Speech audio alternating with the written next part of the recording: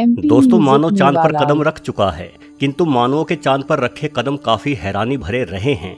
आज से 50 वर्ष पूर्व जब हमारे भारी भरकम टेलीविजन सेट वर्तमान में हमारी जेब में रखे स्मार्टफोन से भी कम फीचर रखते थे, तकनीकी रूप से इंसानों का ज्ञान बेहद ही सीमित था, तब वर्ष 1969 में नासा लगातार 2 बार इंसानों को चांद पर पहुंचाता है, एक बार जुलाई में और दूसरी बार नवंबर में।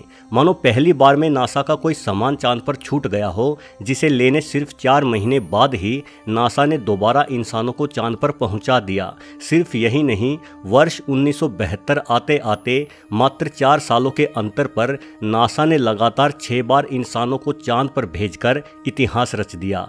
इतनी जल्दी चांद पर जाने के कारण पूरे विश्व के वैज्ञानिकों की आंखों में चमक आ गई। चांद पर मानव बस्तियां बसाने की या वहां खनन करने की बातें होने लगी। लेकिन फिर अचानक ऐसा क्या हुआ कि चांद पर जाने की चाहत विश्व के सभी देशों ने एकदम से त्याग दी। कहा जाता है कि नील आर्मस्ट्रॉन्ग और बज एल्ड्रिन जब चंद्रमा की सतह पर घूम रहे थे, तब कुछ समय के लिए उनका प्रसारण जानबूझकर रोक दिया गया था। वो कुछ कहना चाहते थे, लेकिन उनकी आवाज़ भी काट दी गई थी। जानकारों का कहना है कि चांद पर अनेकों टावर हैं, जिनकी ऊंचाई 2000 से 2500 मीटर तक है। आर्मस्ट्रॉन्ग और एल्ड्रिन ने किसी ऐसे ही टावर को देखा था। ये जानकारी आम जन से छुपाई गई। ये टावर एलियंस ने कई हजार साल पहले पृथ्वी पर नजर रखने के लिए बनाए थे। फिलहाल ये टावर वीरान पड़े हैं। इन टावरों के बारे में अधिक जानकारी जुटाने के लिए ही नासा ने जल्दी इंसानों को चांद पर भेजा।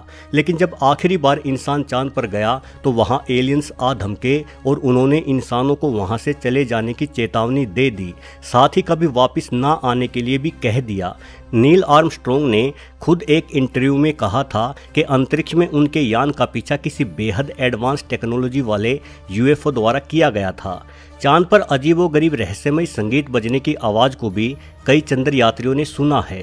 हालांकि नासा ने कभी इस बारे में आधिकारिक बयान जारी नहीं किया, लेकिन चांद पर गए कई यात्रियों ने इस बात को स्वीकार किया है कि चांद पर एलियंस आते रहते हैं और चांद पर एलियंस का अपना बेस भी है।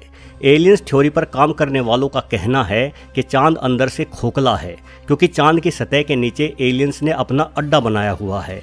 अब सच्चाई चाहे जो भी हो, लेकिन एलियंस होते हैं, इस बात से तो इनकार नहीं किया जा सकता। और चांद पर वापस लौटने में कोई ना कोई समस्या तो जरूर है, क्योंकि आज से 50 साल पहले अगर हम चांद पर पहुंच जाने में सक्षम हो चुके थे, तो अब तक तो हमने विज्ञान में बेहद अधिक तरक्की कर ली है। अब तक तो मनुष्यों को चांद पर अपनी कॉलोनी बनाकर खनन आदि का काम शुरू कर देना चाहिए था। ये बेहद ही आश्चर्य की बात है कि यदि हम 60 के दशक में चांद पर पहुंच गए थे, तो हमें वहां वापस जाने में इतना समय क्यों लग रहा है। पिछले साल नेशनल स्पेस काउंसिल की एक बैठक में नासा के प्रवक्ता ने कहा था कि इंसान को दोबारा फिर से चांद पर भेजा जाएगा, लेकिन इसकी तैयारी करने में अभी समय लगेगा। शायद हम 2028 तक चांद पर फिर से पहुंच जाएंगे। उनका ये बयान सवाल खड़े करता है। जब हम दशकों पहले कई बार लगातार चांद पर जा चुके हैं, तो अब हमें तैयारी के लिए इतना लंबा वक्त क्यों चाहिए। विज्ञान पहले की तुलना में आगे बढ़ा है या पीछे हटा है। दोस्तों, अमेरिका के नील आर्मस्ट्रॉन्ग चंद्रमा पर अपना पैर रखने वाले पहले पृथ्वीवासी थे। वह 21 जुलाई 1969 को भारतीय समय अनुसार सुबह 8:26 पर चांद पर उतरे। हमने पढ़ा है कि बड़े अंतरिक्ष यान कोलंबिया से अलग होकर ईगल नामक एक छोटा यान चंद्रमा पर उतरा था। सबसे पहले नील आर्मस्ट्रॉन्ग ही बाहर निकले, किंतु नील आर्मस्ट्रॉन्ग के चांद पर कदम रखने से पहले ही इंसानों की कोई और निशानी चांद पर मौजूद थी। असल में खुद के उतरने से पहले आर्मस्ट्रॉन्ग ने गांठ मारकर बांधी हुई एक प्लास्टिक की थैली चंद्रमा पर फेंकी थी। इस थैली में आर्मस्ट्रॉन्ग और उनके सहयात्रियों का मलमूत्र और उड़ान के दौरान की खाने पीने की सामग्रियों से बचा हुआ कचरा था। देखा जाए तो इंसानों से पहले इंसानों के कूड़े ने चांद पर अपनी उपस्थिति दर्शाई थी। आर्मस्ट्रॉन्ग के थैली फेंकने से करीब 10 साल पहले लूना 2 नामक रूसी यान चांद से टकराकर ध्वस्त हो गया था। उस यान का कचरा भी चांद पर चारों ओर बिखरा पड़ा होगा। संभवतः यह कूड़ा आज भी ज्यों का त्यों ही पड़ा होगा, क्योंकि चांद पर कोई वातावरण नहीं है, ना ही वहां बारिश होती है, इसलिए सारा कूड़ा बिना सड़े गले आज भी वैसे का वैसा ही पड़ा होगा। रूसी यान के नष्ट होने से लेकर आज तक हम लगातार चांद पर कूड़ा फैला रहे हैं। नासा का अनुमान है कि चंद्रमा पर भले ही कोई नहीं रहता, पर वहाँ 190 टन मनुष्य निर्मित कचरा यहाँ वहाँ बिखरा पड़ा है।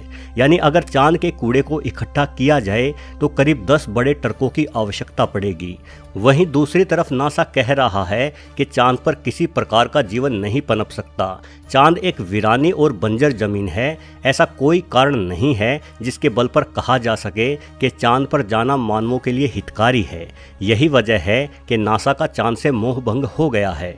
तो फिर नासा हमें बताए कि अमेरिका और बाकी देश लगातार चांद पर यान क्यों भेज रहे हैं। जब वहां जाना बेकार है और वैज्ञानिकों का चांद से मोह भंग हो चुका है, तो क्यों चांद पर लगातार कूड़ा फैलाया जा रहा है। आखिर बंजर चांद पर ऐसा कौन सा राज है जिसे जानने के लिए हम समय समय पर चांद पर यान भेजते रहे हैं। दोस्तों, इसमें कोई शक नहीं कि चांद का धरातल बेहद ही रहस्यमयी है। माना जाता है कि अतीत में किसी अंतरिक्ष पिंड के टकराने से धरती के 2 टुकड़े हो गए थे। इन दोनों टुकड़ों में से एक छोटे टुकड़े को ही आज हम चंद्रमा के नाम से जानते हैं। यानी चांद धरती के बाद बना है और चांद और पृथ्वी का धरातल भी एक समान ही होना चाहिए। लेकिन हालिया वैज्ञानिक जांचों के अनुसार चांद धरती से भी ज़्यादा पुराना पिंड है। जब चंद्रमा की मिट्टी से मिले तत्वों की जांच की गई तो इसे अंदाजन 530 करोड़ साल पुराना माना गया, जबकि हमारी धरती महज 450 करोड़ साल ही पुरानी है। चांद का धरातल भी पृथ्वी की तुलना में अलग है।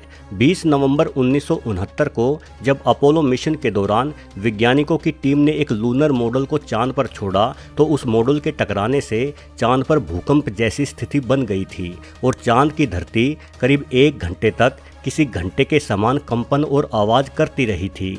ऐसा तभी संभव है जब चांद की सतह किसी धातु से बनी हो और अंदर से चांद खोखला हो। चांद पर पाए जाने वाले पत्थरों में भी भारी मात्रा में यूरेनियम और नेपच्यूनियम जैसे एलिमेंट पाए गए हैं। धरती पर ये एलिमेंट कम से कम पत्थरों में तो नहीं पाए जाते। इन एलिमेंट्स का प्रयोग स्पेसशिप की बाहरी सतह पर किया जाता है ताकि स्पेसशिप अधिक तापमान और दबाव को सह सके। तो क्या चांद भी एक स्पेसशिप ही है? माना जाता है कि चंद्रमा पृथ्वी के गुरुत्वाकर्षण बल के क्षेत्र से भी बाहर है, फिर भी वो लगातार पृथ्वी की परिक्रमा किए जा रहा है, जिस कारण अनेकों वैज्ञानिकों का दावा है कि चंद्रमा प्राकृतिक है ही नहीं बल्कि इसे कृत्रिम रूप से किसी बुद्धिमान एलियन सभ्यता द्वारा बनाया गया है। चंद्रमा के जरिए ही वो एलियन सभ्यता पृथ्वी पर नजर रखती है। इतिहास की किताबों में चंद्रमा के बारे में एक और अनोखा तथ्य भी पढ़ने को मिलता है। बताया जाता है कि आज से करीब 910 साल पहले यानी 11वीं सदी में चंद्रमा अचानक से गायब हो गया था। चांद कई महीनों तक लगातार गायब रहा और उसके बाद दोबारा प्रकट हो गया। चूंकि उस जमाने में अंधविश्वास अपने चरम पर था, इसलिए सभी लोगों को लगा कि चांद के गायब होने के कारण कोई न कोई अनहोनी घटना जरूर होगी। इसीलिए सभी धर्मों ने बड़े पैमाने पर पूजा पाठ की। जब महीनों बाद चंद्रमा वापस दिखाई पड़ा तो लोगों ने राहत की सांस ली। चांद के यूं अचानक गायब होने के कारण ही सभी धर्मों में चंद्रमा का बेहद ही महत्वपूर्ण स्थान है। हालांकि वैज्ञानिक मानते हैं कि 1104 में आइसलैंड में स्थित एक ज्वालामुखी में भयंकर विस्फोट हुआ था। उसी विस्फोट से भारी मात्रा में राख निकलकर आसमान में फैल गई थी, जिस कारण चंद्रमा दिखाई नहीं देता था। किंतु यदि ऐसा हुआ होता तो महीनों तक फैली वो राख सिर्फ चंद्रमा की रोशनी को ही नहीं बल्कि सूरज की रोशनी को भी प्रभावित करती। सूरज की रोशनी और गर्मी पृथ्वी पर ना पहुंच पाने के कारण ही पृथ्वी पर शीत युग शुरू हो जाता और करोड़ों जीव मारे जाते। लेकिन इस तरह से पृथ्वी पर जीवों के मरने की कोई घटना इतिहास में दर्ज नहीं है। दोस्तों, इसमें कोई शक नहीं कि चंद्रमा ने अपने रहस्यों की ओर सदैव इंसानों का ध्यान खींचे रखा है। इन्हीं रहस्यों को समझने इंसान कई बार चांद पर भी गया, लेकिन चांद पर इंसानों को भेजने के मिशन को पिछले 50 सालों से रोके रखे जाना भी अपने आप में बेहद ही रहस्यमयी बात है। वीडियो देखने के लिए आपका बहुत बहुत धन्यवाद।